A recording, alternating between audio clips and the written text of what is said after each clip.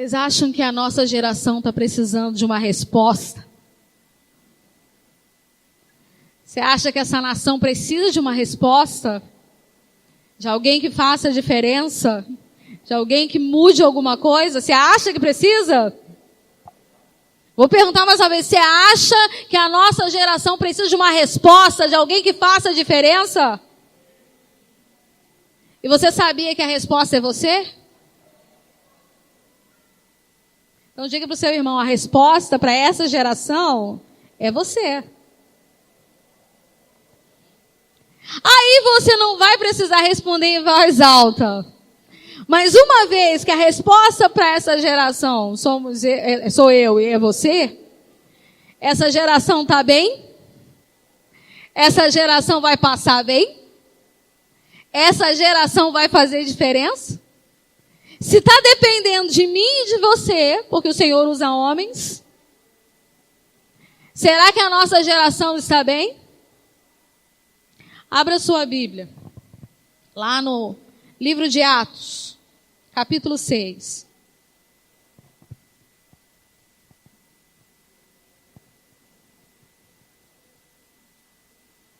Atos, capítulo 6.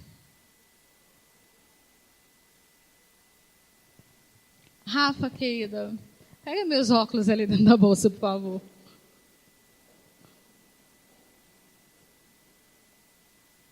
Obrigada. Atos, capítulo 6. Amém? Vê se tem alguém aí desprovido da palavra, ajuda ele.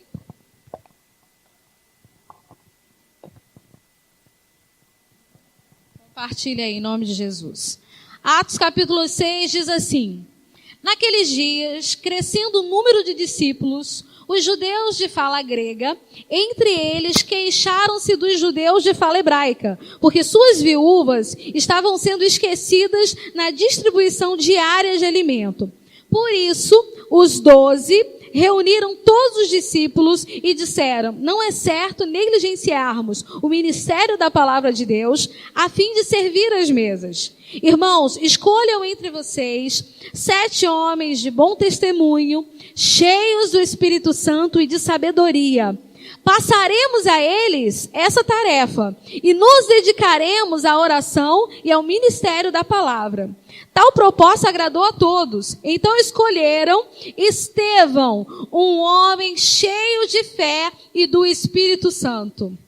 Aí você vai pular lá para o versículo 8, que diz assim: Estevão, homem cheio da graça e do poder de Deus, realizava grandes maravilhas e sinais entre o povo.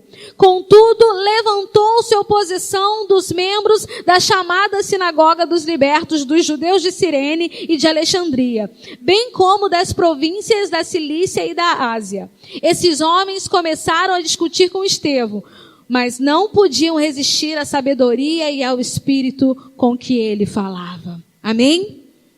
Você vai repetir comigo aqui. Estevão, homem cheio de fé e do Espírito Santo. Vamos repetir? Estevão, homem. Mais uma vez, Estevão, homem. E aí nós vamos repetir ainda lá em cima, no versículo 3, você vai dizer assim: homens de bom testemunho, cheios do Espírito e de sabedoria. Homens cheios. Ou mais uma vez, você pode falar ainda mais alto. Homens de bom. Aleluia. Senhor, nós precisamos ouvir a tua voz. Fala conosco, Deus, em nome de Jesus. Sacode-nos, incomoda-nos, confronta-nos, estremece as nossas estruturas, mas trabalhe em nós, em nome de Jesus. Amém, Senhor, amém.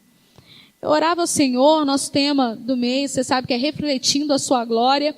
Eu orava ao Senhor, pedindo ao Senhor que trouxesse para nós uma palavra. E o Senhor me dizia: olha, a palavra está cheia de exemplos bíblicos de homens e mulheres que fizeram isso com excelência. Refletiram a minha glória com excelência. fizeram a diferença na sua época, na sua geração, com excelência. E um desses homens que nós vamos falar nessa noite é a respeito de Estevão. Pergunta aí pro teu irmão, tu conhece Estevão? Tu sabe quantos anos Estevão tinha? Vê se tem alguém do seu lado aí que sabe. Você sabe quantos anos Estevão tinha? Quando a gente fala da história linda de Estevão, uma história maravilhosa, a gente acha que Estevão era um cara assim de seus 44 anos. Meu marido dizia que era o início da sabedoria. Os 44. Era o início que alguma pontinha de sabedoria estava brotando na história. E aí, quando a gente fala de Estevão e do que o Senhor fez através da vida dele, a gente fica imaginando. Era um cara maduro, porque a Bíblia diz que era um cara de quê? De bom testemunho, cheio do Espírito e de sabedoria. Então, você sugere que seja um cara que tenha um pouco mais de história, mais de bagagem, não é verdade? De mais conteúdo. E pasmem vocês. Quantos anos você tem, Isadora? 21. Pois Estevão deveria ter a sua idade, entre 20 e 22 anos. 20 e 22 anos. Quando a gente olha hoje, quando você vê a própria história, né, os psicólogos dizem que a gente está vivendo uma era de uma adolescência tardia. Um pessoal de 20 e tantos anos nas costas que fala, não é adolescente. Um pessoal que já tá na beira lá dos 30, vou me emancipar, e age como se fosse adolescente. Até aí, você vai falando, né? Saiu dos 20 há pouco tempo, a gente vai entendendo. Mas o pior é que muitas vezes a gente também lida com homens e mulheres de 40 anos agindo como se fossem adolescentes. E aí a gente acha que uma pessoa só pode ter o bom testemunho, ser cheio do Espírito Santo e de sabedoria, se tiver mais de 40. Tem um menino de 20 anos, sabedoria? As crianças não entendem nada? As crianças são cada doideira? Existe aí uma expressão que eu repreendo em nome de Jesus, essa expressão que a gente usa de aborrecente. Se é para falar, vamos edificar. É adolescente. Tem sua fase que tu também já passou. Alguns já passaram faz tempo, mas ainda lembram alguma coisa de lá. E ao invés da gente usar palavras que mesmo brincando e que muita gente usa, a gente venha denegrir ou não profetizar nada de bom, aprenda a trazer bonança sobre a vida dessa turma. Lembre-se que Estevão, um rapaz, ou como eu chamo sempre, um menino de 20 anos, pôde fazer a diferença na geração dele. Fez a diferença que muito homem velho, marmanjo de 60, de 70, de 80 não fez na sua geração. Então é possível sim que um jovem, muito jovem, seja a resposta para a sua geração. E se um jovem, muito jovem, pode ser a resposta para a sua geração, eu me recuso a ficar atrás dele. Porque nós, os mais velhos, precisamos ser o que para eles? Exemplo. Então nós também precisamos ser resposta para a nossa própria geração. Para ser exemplo para aqueles que virão e serão exemplos para a sua própria geração.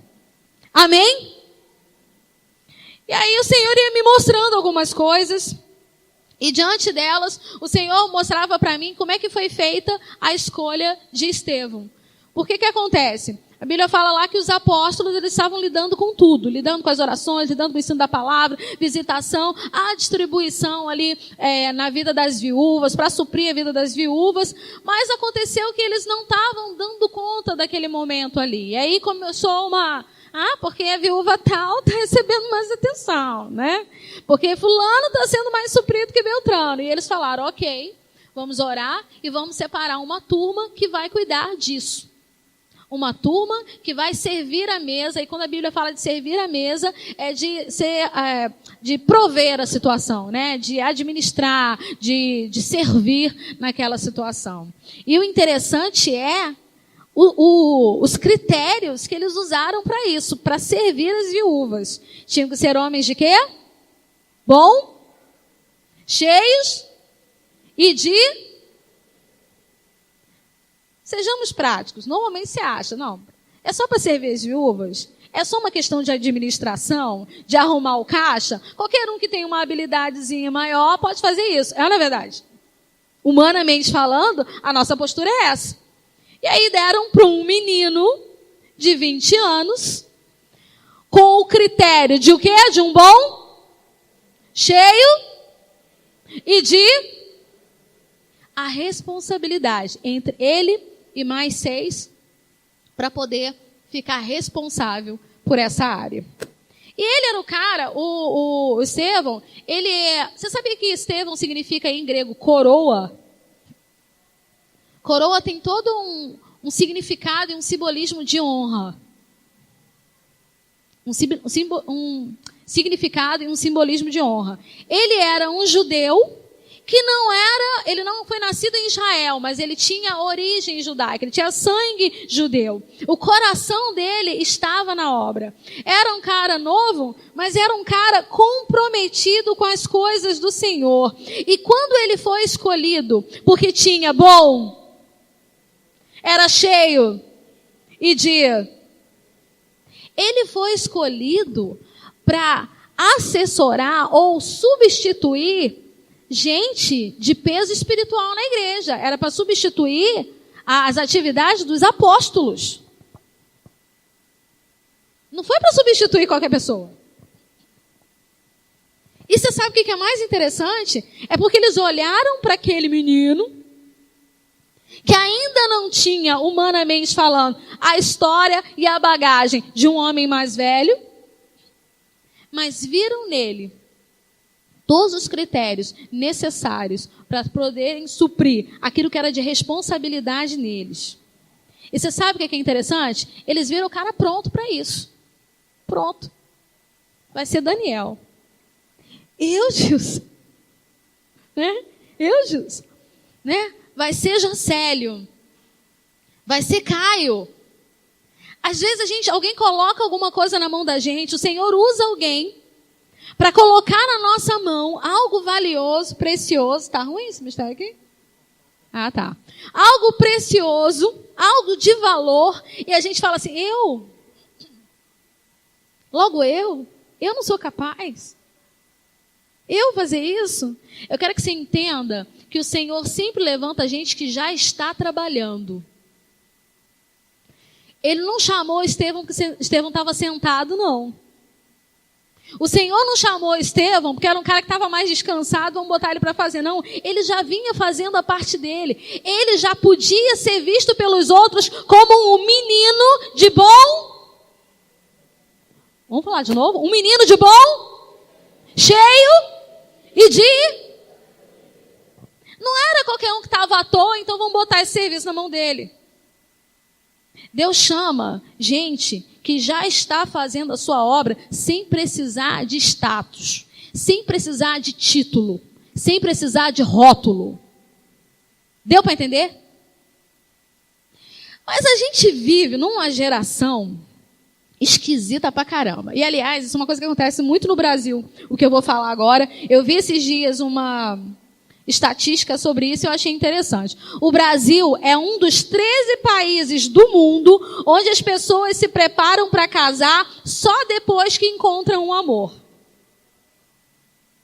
Eu repeti. O Brasil, talvez você se encaixe nessa estatística. O Brasil é um dos 13 países do mundo onde as pessoas só se preparam para casar, só começam a fazer um enxoval, só separam as economias para comprar uma casa. Vocês estão rindo, né? Tô olhando. Só começa a separar as economias, né? Separar um dinheirinho para comprar a sua casa ou para investir em algo depois que começou a namorar. Na verdade, depois que começou a namorar, não. Depois que noivou. Né? Tipo, vou marcar a data do noivado, pá. Então, bom, agora vamos correr atrás. Mas a verdade é que o certo é a gente, aos poucos, ir se preparando para aquilo que você quer alcançar. Aí você sabe o que acaba acontecendo? com muito carinho que eu vou falar para você.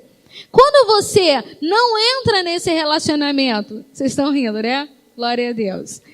Quando você não entra nesse relacionamento preparado para isso, buscando por essa preparação, você sabe o que acontece? Você fica namorando, trocentos anos namorando, a desculpa é de que não tem condições ainda para fazer esse casamento, que não tem condições ainda para poder comprar a sua casa, porque a gente morar de aluguel é muito ruim, então quer juntar dinheiro para comprar a casa para poder casar. Fica trocentos anos namorando, e sabe no que acaba isso? Em cama. Acaba em sexo. Acaba em mão onde não deveria correr.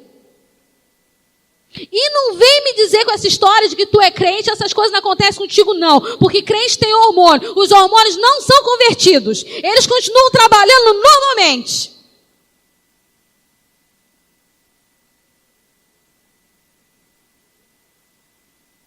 Pode ser pastor. Pode ser bispo. Pode ser apóstolo. Não brinque, gente. Não brinque com aquilo que Deus já deixou explícito de que não é para brincar. Mas a gente tem um hábito de deixar tudo para a última hora. E eu me incluo, porque eu entrei nessa estatística aí para casar. Eu não tive essa orientação, né, nem na igreja, nem em lugar nenhum. Não era pensado dessa forma. Não tinha essa orientação e eu entrei nela também. Mas o que acontece? Quando você vai fazendo, por exemplo, um dia eu vou encontrar a pessoa. Você já está se preparando, você já está cuidando de você. Quem foi que falou? Foi a Meire falando que o Jacó passava trocentas vezes lá no mistério lá para ver o caminhão. O Cleiver e a gente tinha esse hábito também. Eu lembro que para comprar a geladeira que a gente queria faz tempo, todo dia da nossa folga, a gente visitava algumas lojas, normalmente eram as mesmas lojas, a gente fazia as mesmas perguntas, perguntava como é que era para financiar e como é que era aquela coisa e tal. Quando foi para comprar esse carro agora, nós ficamos literalmente 1 ano, fizemos amizade com o vendedor lá, de tanto que todas as vezes a gente entrava no carro, perguntava sobre isso, perguntava sobre aquilo outro. O dia que o Senhor falou que está aqui a oportunidade, a gente já sabia o que a gente queria e aonde a gente ia comprar. Aí tem uns provérbios aí esquisitos que o pessoal fala assim: eu não entro em loja para ver preço se eu não tiver dinheiro. Filho, então fica complicado, porque na maioria das vezes a gente não tem dinheiro. Ou sou só eu que passo por isso? Na maioria das vezes você não tem, na maioria das vezes você já tem compromisso de coisas que você já está honrando e que você não passa, está lá assim, no final da fila da sua prioridade. Mas a diferença é que quando você busca, quando você vai atrás de coisas que lhe são necessárias, coisas que vão trazer para você edificação, crescimento, quando você se esforça para fazer isso, quando chega o seu tempo, você está pronto. E aí, os homens de Deus só falam assim: bora, Estevão. Porque Estevão é um cara de 20 anos, com bom, cheio e de... Mas a gente tem o hábito de deixar tudo para a última hora. Brasileiro, então, quantos concursos e provas de Enem e vestibular que você vê no jornal, uma turma chegando atrasada sem conseguir entrar no portão. Implorando para poder entrar no portão. Eu acho que todo ano a gente assiste esse tipo de coisa no jornal. E todo ano continua acontecendo. E enquanto eu pensava sobre isso, o Senhor ministrava o meu coração. Quando chegar o dia e a hora que eu estiver chamando a minha igreja, não adianta ficar no portão implorando depois que o portão fechar. O anjo vai dizer: perdeu, Playboy, já era. O portão fechou. Até quando nós vamos ficar deixando as coisas para a última hora? Ah, porque eu quero servir ao Senhor, eu quero ser usado na casa do Senhor. O quanto você está buscando para poder fazer isso? Para poder fazer bem? O quanto você tem se colocado à disposição? O quanto você tem feito as coisas sem ninguém pedir? Deus quer usar gente que não apenas está disposta a fazer o que precisa ser feito, mas fazer ainda além do que pode ser feito. Deus está procurando Estevãos no nosso meio, na nossa geração. Será que quando alguém olha para nós, podem observar em nós, homens e mulheres, cheios de bom testemunho, do Espírito e de quê? Aí todo mundo quer servir ao Senhor. Todo mundo quer fazer alguma coisa na obra do Senhor. Não, porque eu quero, me diz o que é para fazer. Amado, você pode começar limpando a igreja, tu sabia disso?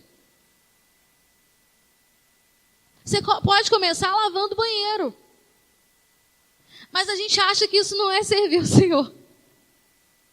A gente acha que às vezes, vou só ajudar as irmãs a separar os alimentos para entregar, como se isso fosse pouca coisa.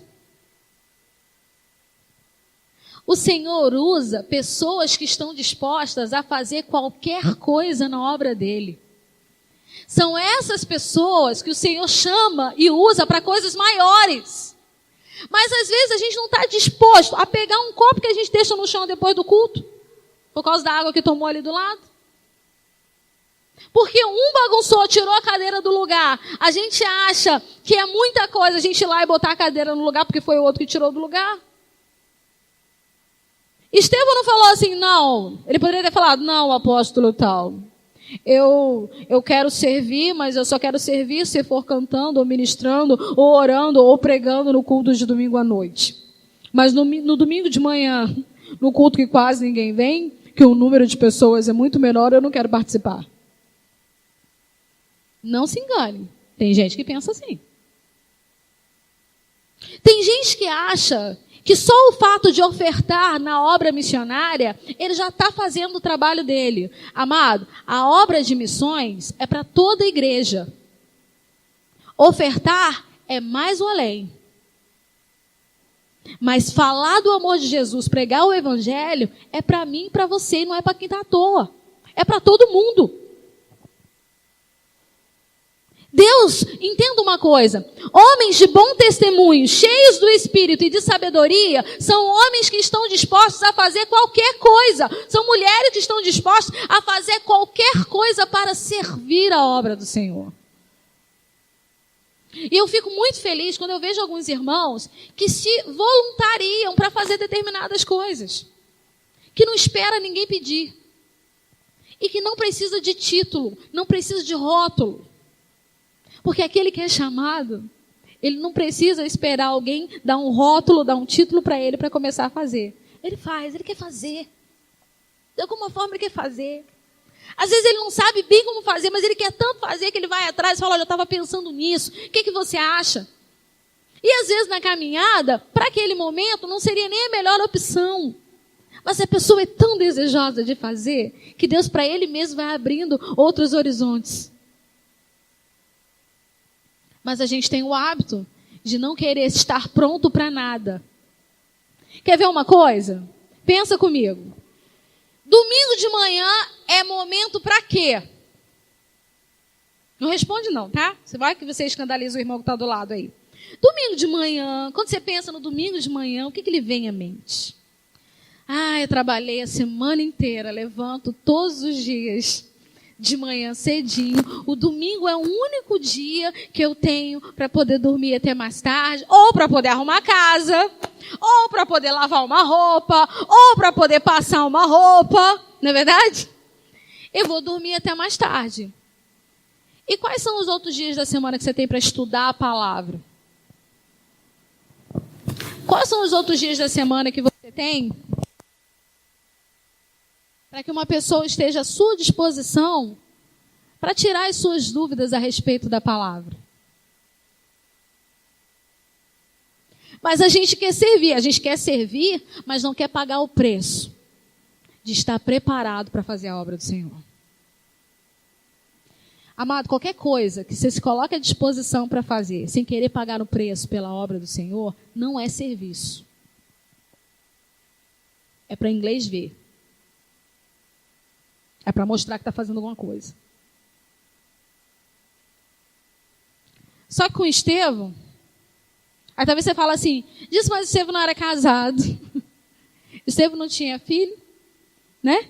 Estevão não tinha família, o tempo todo dele estava tomado. Mas você sabe que com o tempo que você tem, se você tiver o interesse de administrá-lo, você vai poder absorver bem para se preparar para aquilo que você quer. Porque o tempo é a gente que faz. Quer ver uma coisa? Às vezes tem uma turma que você lida que fala assim, eu estou sem tempo e tal, eu estou estudando muito, eu estou trabalhando, eu estou isso muito, mas a gente arranja ou não arranja tempo para namorar? Quando a gente quer, a gente arranja ou não arranja tempo para namorar? Quando a gente quer, a gente arranja ou não arranja tempo para passear? Quando a gente quer, a gente arranja ou não arranja tempo para viajar? Isso é pecado? Não é um pecado, mas é um sinal de que se você não arranja tempo para se preparar, para buscar mais do Senhor, para aprender mais da sua palavra, você não faz porque você não quer. Você não faz porque você não quer. Porque você escolheu descansar. Porque você escolheu namorar. Porque você escolheu viajar. Você escolheu. E eu não estou falando de uma situação. Eu estou falando do mês inteiro que a gente faz isso. Como é que você quer que o Senhor te use, que o Senhor trabalhe na sua vida, que o Senhor faça grandes coisas na sua vida, se você não está disposto a pagar preço? A palavra do Senhor Jesus lá em Lucas fala, olha, tu nega a si mesmo, pega a tua cruz e bora. Siga-me, bora lá. Aí teve uns caras que falaram assim, Jesus, é o seguinte, eu sou apaixonado por ti, eu sou apaixonado pelo ministério, mas deixa primeiro eu sepultar meu pai, depois eu vou contigo. E o que Jesus fala para ele? Deixa fazerem o quê? Sepultarem seus próprios mortos. Parece que Jesus está sendo duro. Puxa vida. O cara lá está com o pai para morrer. Jesus não deixou nem o cara ir lá velar o pai. Mas a verdade é que o que aquele cara estava dizendo? Aquele cara não estava com o pai com o pé na cova. Aquele cara estava querendo esperar o pai envelhecer, ficar doente. E aí, então, quando o pai morresse, ele ia servir Jesus. Nós não sabemos nem o dia, nem a hora que o Senhor vai voltar para nós. Talvez não volte para a igreja toda, mas volte para você antes. Aí chega um outro e fala assim, ô Senhor, deixa eu lá só despedir da minha família. Ele não estava indo despedir só do pai e da mãe, ele queria fazer um tour sobre todos os lugares, um a um. Ou seja, a gente está sempre dando desculpas para não abrir mão das nossas coisas, para servir a Jesus de forma integral. Quantos casais de namorados ou de noivos nós temos aqui? Deixa eu pegar no pé de vocês hoje. Aí eu vou mais fundo. Deixa eu meter o dedinho lá. Jesus hoje incomoda você e o seu coração a respeito da obra missionária. E fala assim para você. Não vou usar um nome fake aqui. Bárbara. Eu quero chamá-la para ir para a África. Eu quero chamá-la para ir para o Afeganistão falar do meu amor. E você fala assim, há tanto tempo você vem dizendo que me ama, que você tem uma paixão pelo Afeganistão e que você quer me servir lá. Eu quero que você vá agora. Eu quero dar para você aí 3 meses para você poder separar as suas coisas. Eu vou levantar o dinheiro da passagem e você vai. Minha pergunta é, Bárbara, o João Venâncio disse que esse não é o chamado dele. E aí, Bárbara, você vai sem João Venâncio? Ou você vai falar assim, deixa eu casar primeiro? E aí a data do casamento não está nem marcada. Mas quer esperar casar para ir. Amados, isso não é evangelho. O evangelho que a Bíblia prega para nós não é só um evangelho de cura ou de prosperidade. É um evangelho de renúncia. Mas a gente não está disposto a abrir mão de nada. Estevão foi escolhido, ele mais 6, Porque Deus já havia no coração deles e o Espírito Santo revelou aos apóstolos que era um cara de bom testemunho.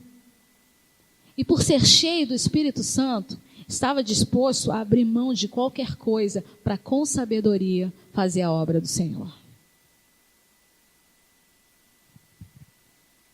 Você que diz que ama o Senhor, você que diz que ama, é apaixonado por Jesus, que o Senhor é maravilhoso na sua vida, do que você está disposto a abrir mão para obedecer de imediato a palavra do Senhor?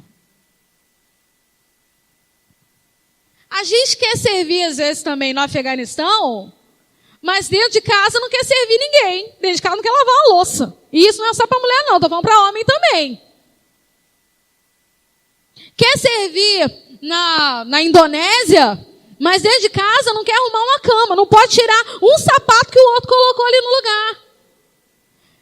Gente, é fácil dar bom testemunho do lado de fora, da porta de casa. Eu quero ver dar bom testemunho dentro de casa. Eu quero ver dar bom testemunho para tua esposa, para o teu marido, para os teus filhos, para os seus pais, para os seus irmãos.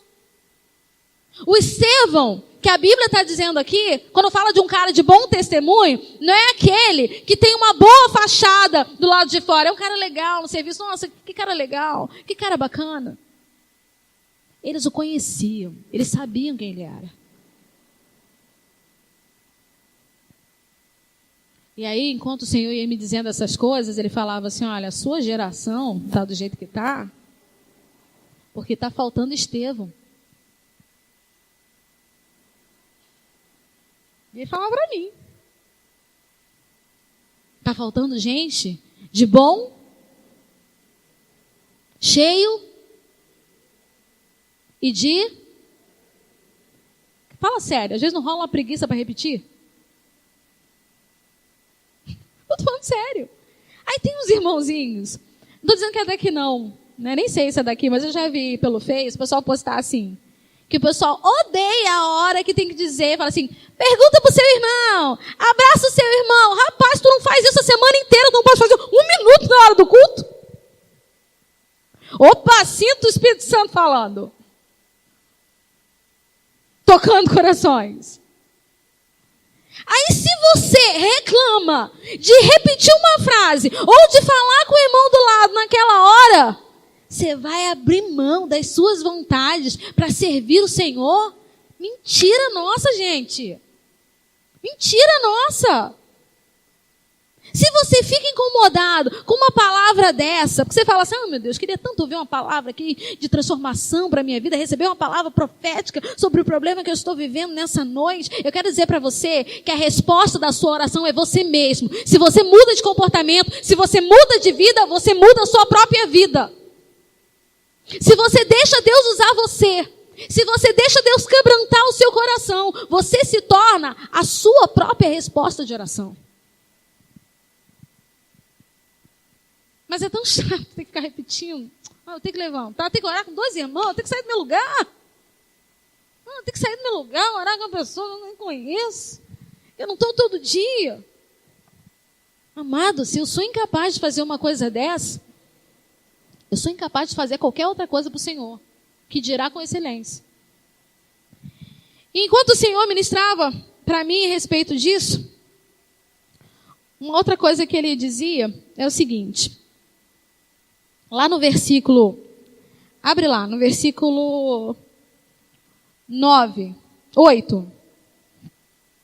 Versículo 8. Capítulo 6, versículo 8, amém?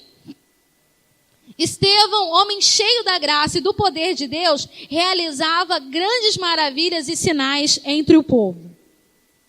Se você for uma pessoa muito sincera, você vai dizer que em alguns momentos da sua vida, você fala, nossa, eu queria tanto ser usado para poder curar alguém, ou para ver algum milagre acontecendo, para poder, assim como Elias, né, falar com Josué, para sol, né? Agora que nem ontem, né? Para a chuva! Levantou o braço, orou ao Senhor e a chuva parou. Aí termina a festa, cai chuva! Né? Eu não sei você, mas eu já tive essas minhas síndromes assim de, o Senhor, eu quero tanto ser usado. né? Para botar a mão sobre o paralítico e o paralítico levantar da cadeira e andar. De botar a mão sobre o morto, o cadáver, e o cadáver se levantar. A gente quer ver tantos sinais e maravilhas acontecendo. Gente, foi só eu que tive vontade de fazer isso? Por favor, manifeste-se, só para eu ter uma noção. Teve mais gente? Amém. Então, a gente quer isso. Há pecado em querer isso? Não. Só que para Estevão chegar a esse patamar de ir realizando milagres, sinais e maravilhas, começou servindo as mesas, bebê. Começou lavando o chão. Começou juntando cadeira. Louvado seja Deus pela sua vida, que pôde estar aqui hoje de manhã, dando uma geral aqui na igreja. Cada cadeira lavada, cada poeira tirada do lugar, cada barraca construída, desmontada, montada, cada lâmpada no bocal, cada papel que você cata do chão, cada privada de banheiro de igreja que você lava, está sendo depositado na tua conta espiritual. Cada arranhão, cada centavo que às vezes você não tem, mas você quer investir na obra, como eu sei que muitos irmãos fizeram nesse final de semana. Deus está depositando na tua conta no mundo espiritual. Nada disso está passando despercebido. E a cada passo que você vai andando nessa humildade, na presença do Senhor, o Senhor vai preparando, vai usando você para ir realizando por onde você passa sinais e maravilhas. Amém? Diga para o teu irmão, é começando lá de baixo que o Senhor nos coloca lá em cima. Fala para o outro aí, é começando lá de baixo que o Senhor nos coloca lá em cima. Foi assim com Estevão. E aí uma coisa que o Senhor falava para mim, que refletir a glória dele é andar na contramão do mundo. Refletir a glória dele é naquele tempo onde os rapazes, na verdade, a mulherada hoje está muito louca. Eu diria até que a mulherada está mais louca do que os homens. Naquele tempo, eu vou falar uma coisa aqui, pra vocês terem a noção do que eu quero dizer. Numas academias da vida, tá? E eu acho que acontece em toda academia, mas eu vi em algumas. As mulheres passando a mão na traseira do personal. Eu vi os caras se assustando.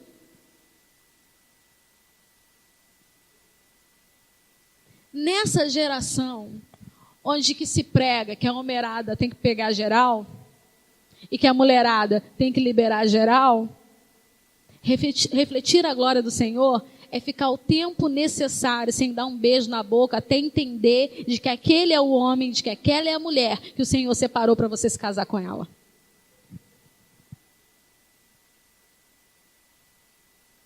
E aí rola uns negócios que às vezes uns crentes entram na onda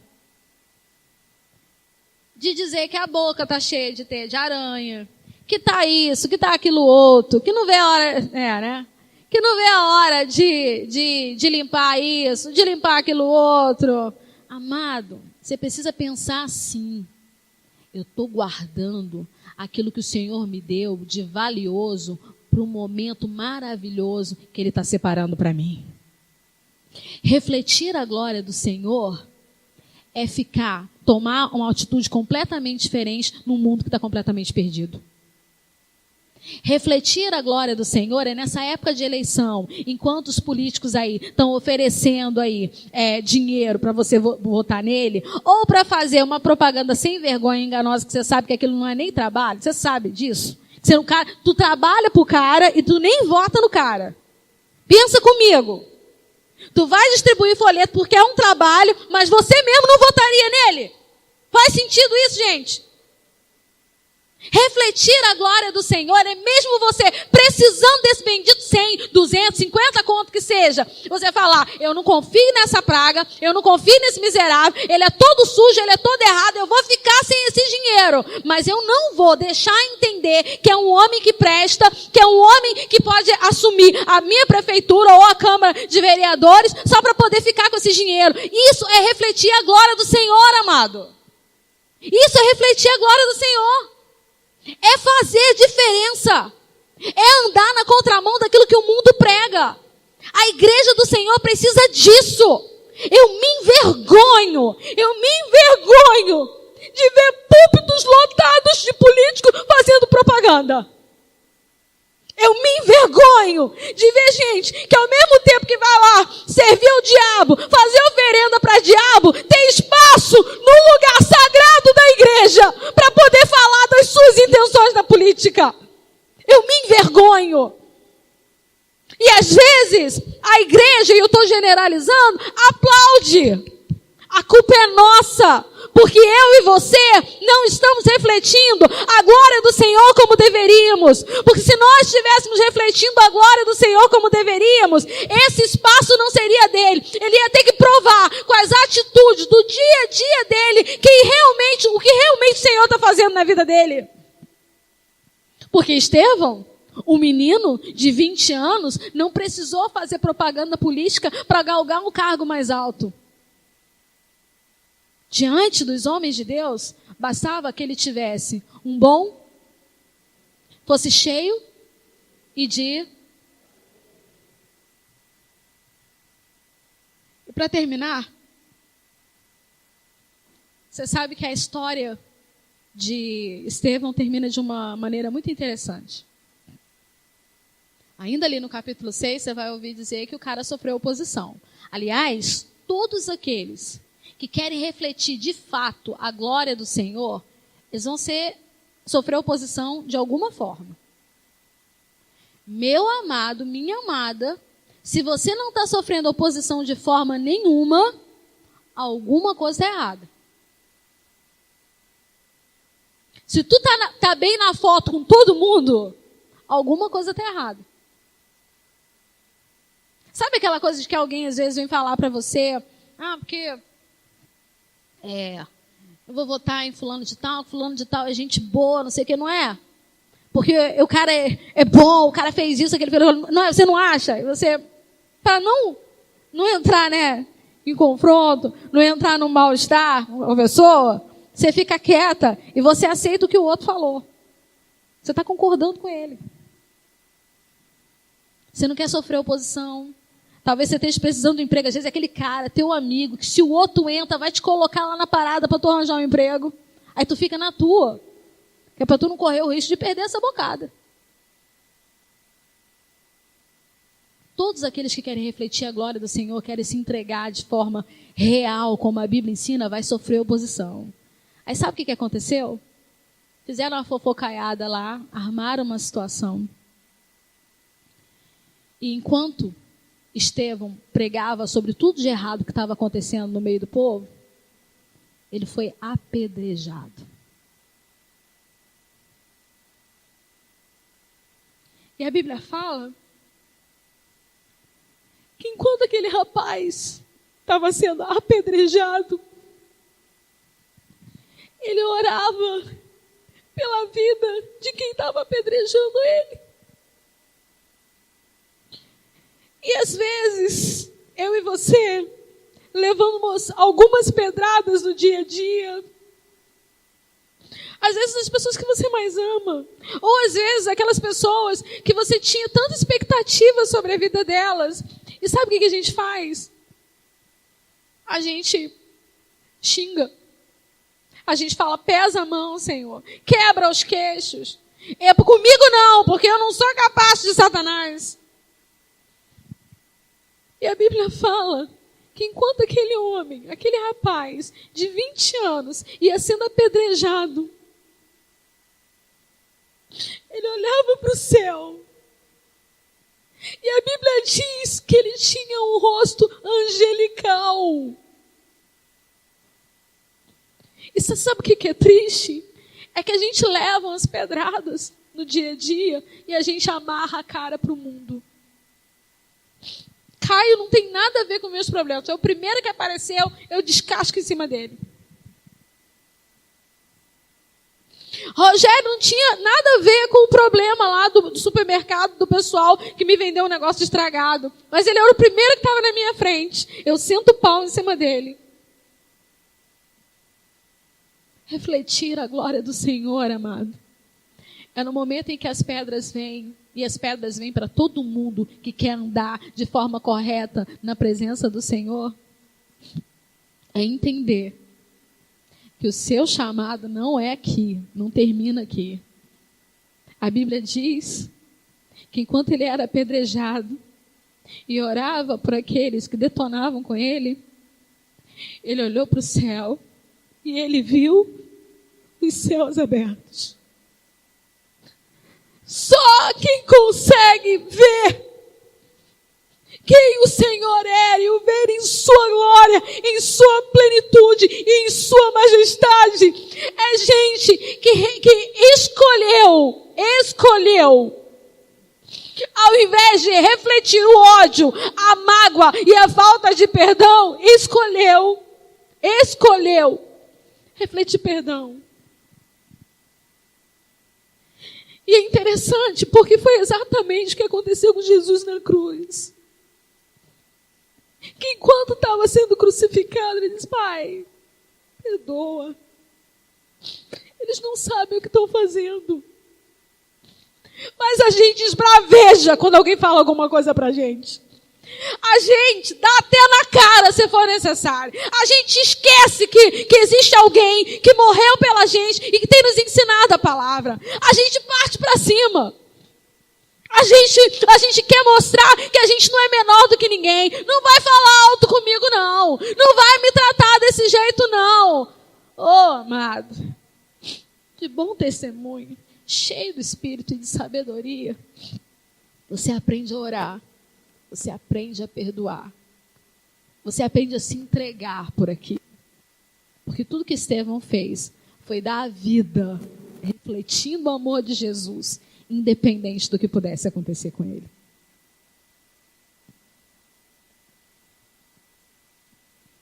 Tem levado pedrada? Pergunta aí para o teu irmão. Tem levado pedrada? Quando as pedradas chegam para você, como é que você está reagindo? O que você tem falado na hora que você tem recebido a sua pedrada? Esses dias, eu estava em casa. E o Senhor me levou a fazer uma oração específica para uma pessoa. Enquanto eu fazia essa oração, me deu um texto específico e tudo. Essa criatura me mandou uma mensagem pelo WhatsApp, cheia de palavrão, cheia de acusações falsas. E eu na hora falei: Deus, deixa a velha Jucimara enterrada lá. É muito difícil você ouvir acusações de coisas que você sabe que você não fez. Mas mais difícil ainda é você ficar calado e liberar perdão sobre a vida dela. E o Senhor me deu a oportunidade de defender a pessoa que estava sendo acusada, a quem ela estava acusando para mim. E eu poder orar por ela. E de verdade, meu coração se compadeceu pelo comportamento que ela estava tendo. Uma pessoa realmente entregue ao diabo, literalmente, serve literalmente ao diabo. Nem faz questão de esconder isso. Quero dizer para você, mano, você é a resposta para a sua geração. Você vai refletir daquilo para a qual você está direcionado. Você vai ver os céus abertos sobre a sua vida quando você permitir que a sua vida esteja completamente, totalmente entregue ao Senhor. Pronto. Para a hora que o homem de Deus falar, é você, fulano, vamos embora, fulano, vamos para tal lugar comigo, fulano. Eu quero te levar para lugar tal para pregar o evangelho. Não tenha nada que te prenda. Você não pode largar teu marido. Tu que é casado, tu não larga teu marido, não. Tu ora pela vida dele, tu ora pela vida dela. Mas tu que é solteiro, neguinho. Tu que é solteiro, tu que é viúvo, que é viúva. Que os filhos estão crescidos. Nós não podemos deixar que nada nos prenda. O Senhor chamou. A frase que você pode dizer para Ele é tão somente: eis-me aqui. Nenhuma outra frase terá valor de justificativa para Deus. Você consegue entender isso? Eu quero fazer 2 chamados hoje aqui. Eu quero chamar você aqui na frente que tem um chamado. Você sabe que você tem um chamado. E que está disposto a abrir mão de qualquer coisa para poder atender o chamado na hora que o Senhor determinar. Eu quero chamar que você venha aqui na frente. Nós vamos estar orando por você.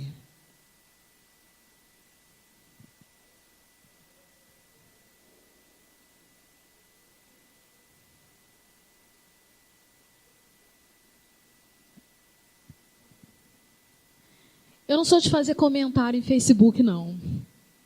Mas essa semana eu li uma coisa que eu tive que comentar. Era mais ou menos alguma coisa assim. Um pastor até que eu admiro muito, que não é brasileiro, mas que dizia que as pessoas, antes de pensar em fazer missões, elas tinham que estudar a Bíblia e estudar a palavra para poder tentar falar alguma coisa. Isso no meu coração bateu pesado, porque a Bíblia fala que é para a gente fazer ao mesmo tempo. Você deve estudar sim. Você deve se preparar sim. Você deve se formar assim, né? Procurar sugar o máximo. Mas ao mesmo tempo em que você vai. Ao mesmo tempo em que você atende e obedece ao chamado. O Senhor, essa semana que passou, me deu a oportunidade de estar em contato com um irmão que é de Curitiba, que trabalha com a rede de missões do Ministério Igreja em Células. Eles trabalham especificamente com o ministério na Ásia. E ele dizia para mim: nós não estamos mais esperando essas pessoas ficarem 5, 6, 7 anos num treinamento, porque quando chega antes do final do treinamento, elas já desistiram de ir, e não é porque se cansaram, é porque se deixaram distrair. Nós as pegamos, nós as levamos, caminhamos com ela e preparamos enquanto elas andam. Vem cá em cima, Luísa. Luísa disse que tem um chamado para o Japão. E a gente já começou, diante de Deus,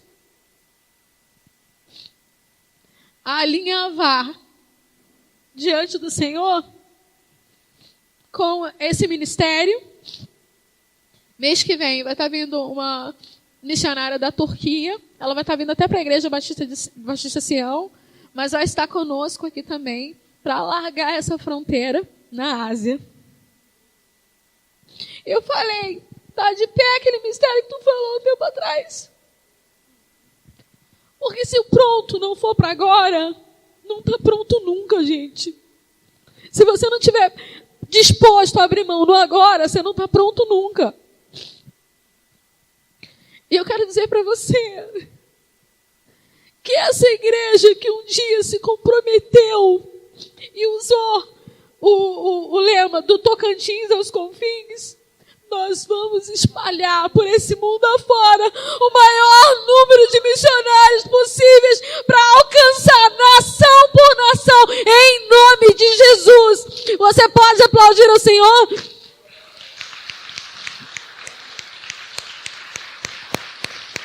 Em nome de Jesus. E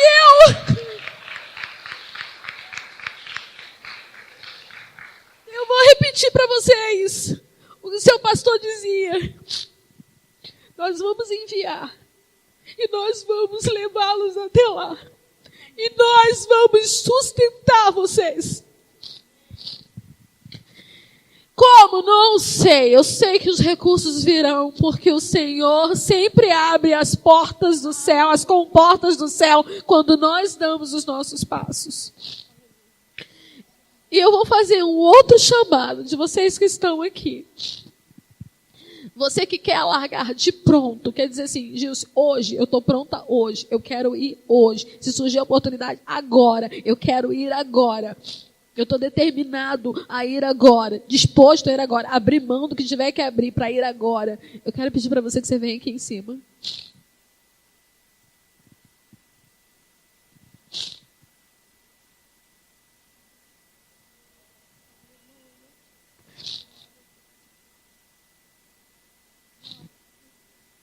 Igreja do Senhor Jesus. Eu quero que você olhe para esses irmãos que estão aqui em cima e para esses irmãos que estão aqui embaixo. E gravem bem esses rostinhos, porque em nome de Jesus, o Senhor não deixará passar despercebido ou distraído todo aquele que diz, eis-me aqui. Ainda sem saber direito como ir, ou o lugar exatamente para onde se vai, ou o dia e a hora marcada para isso. Mas em nome de Jesus, nós teremos o prazer de enviar um por um, em nome de Jesus. Coloca as tuas mãos assim.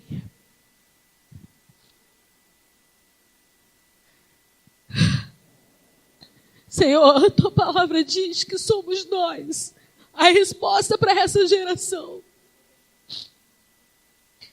E nessa noite, teus filhos que estão aqui na frente, Senhor, estão dizendo, Senhor, envia-me. Eu estou disposto a abrir mão. Alguns já entenderam e já conseguiram afirmar que estão dispostos a abrir mão agora de qualquer coisa. Outros, Senhor, ainda não sabem exatamente como vai se dar, como vai ser o processo ou o caminho, mas se colocaram à tua disposição. E nessa noite, nós como igreja do Senhor Jesus, levantada sobre essa terra, o ministério que tu separou para esta cidade em Palmas, para esse estado no Tocantins, nós queremos nos comprometer, Senhor, diante de ti, a fazer tudo o que for necessário para encaminhar os teus filhos ao centro da tua vontade, para que se cumpra sobre a vida deles cada uma das suas promessas, ó Pai. Para que os teus filhos, assim como foi com Estevão, Senhor, e mais os outros 6, toda a igreja, toda a família, todos os amigos possam olhar para eles e ver em cada um deles, homens e mulheres de bom testemunho, cheios do Espírito e de sabedoria, dispostos, prontos a fazer a tua vontade, seja onde for, do jeito que for, mas pro louvor da tua glória, em nome de Jesus, em nome de Jesus. Ser abençoado, amado, ser abençoada. Você pode aplaudir ao Senhor? Ser abençoado, ser abençoada, em nome de Jesus, em nome de Jesus. E tudo que você abre mão nessa terra, pela obra do Senhor, 1000 vezes mais, muitas vezes mais, o Senhor te recompensará no mundo espiritual e na eternidade. Lembre-se sempre disso. Amém? Amém?